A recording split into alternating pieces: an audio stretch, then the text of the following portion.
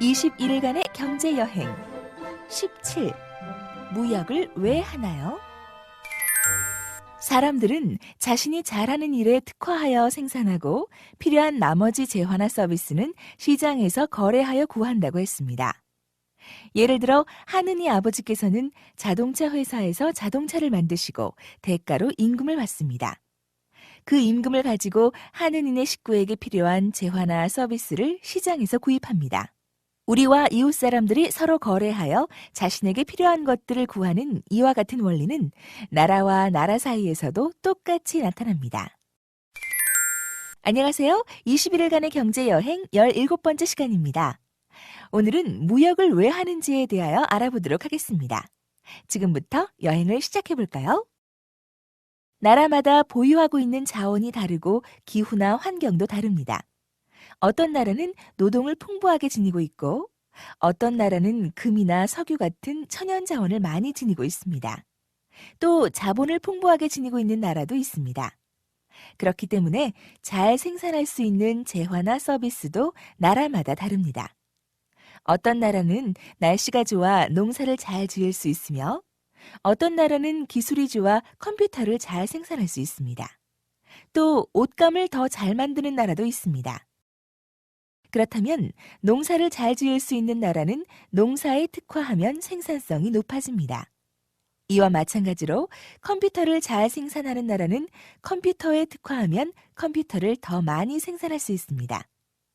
그리고 이 두 나라는 각각 소비하고 남는 농산물과 컴퓨터를 서로 거래하면 됩니다. 이처럼 다른 나라와 거래하는 것을 무역이라고 합니다. 우리나라가 외국에 파는 것을 수출, 우리나라가 외국에서 사오는 것을 수입이라고 합니다.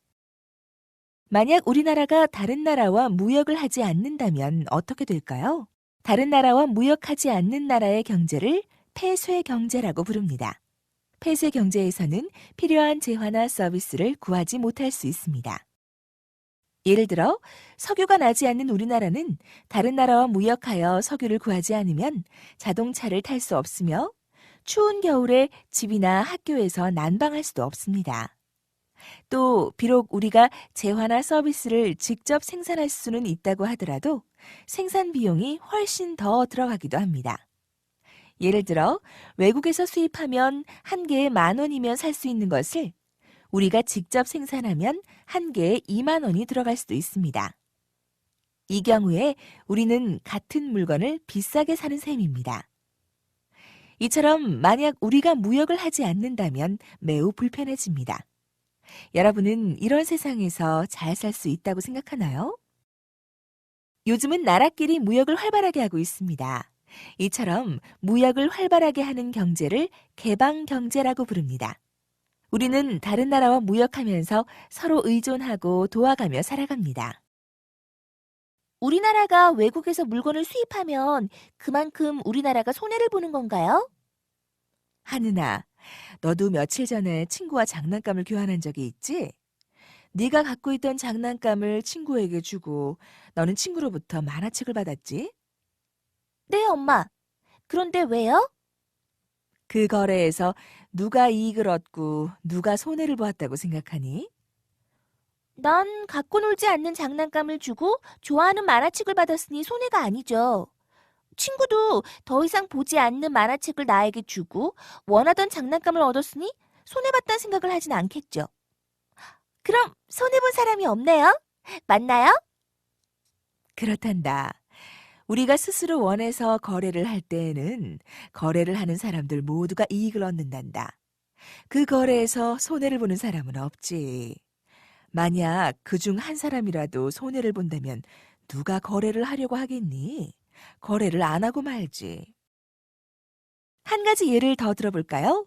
미국 프로야구에서 활약하고 있는 박찬호, 김병현, 최희섭 선수들을 잘 알고 있죠? 이들 선수를 보유하고 있는 야구 구단은 가끔 다른 구단과 선수들을 바꾸는 거래를 합니다. 이와 같은 선수 트레이드에서 어느 구단이 이익을 얻고 어느 구단이 손해를 볼까요? 물론 답은 두 구단 모두 이익을 얻는다입니다. 투수력이 약한 구단은 박찬호 선수나 김병현 선수 같은 뛰어난 투수를 트레이드하여 데려오고 대신 타자를 다른 구단으로 내줍니다. 그럼으로써 트레이드에 참여했던 두 구단이 모두 자신의 약점을 보강하여 더 센 팀이 될 수 있습니다. 우리나라가 다른 나라와 무역을 하는 이유는 한 나라 안에서 서로 거래하는 이유와 똑같습니다. 두 나라가 각각 생산성이 높은 재화나 서비스에 특화하여 생산하고 다른 나라와 무역합니다.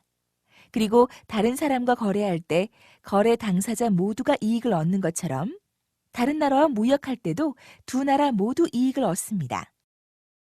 우리나라는 중국으로부터 옷감을 수입하고 대신 휴대폰을 수출하고 있습니다. 이 무역에서 어느 나라가 이익을 얻고 어느 나라가 손해를 볼까요? 우리나라와 중국 모두 이익을 얻습니다. 무역을 통해 우리나라는 옷감을 더 싸게 살 수 있으며 중국 역시 성능이 뛰어난 휴대폰을 싼 값에 살 수 있습니다. 무역은 어느 한 나라에게만 유리하고 다른 나라에는 피해를 주는 거래가 아닙니다. 두 나라가 모두 이익을 얻어 더 잘 살 수 있도록 해주는 거래입니다. 쟁반 퀴즈방. 여러분이 공부한 것을 확인해 볼까요? 지금부터 문제를 하나씩 풀어보세요.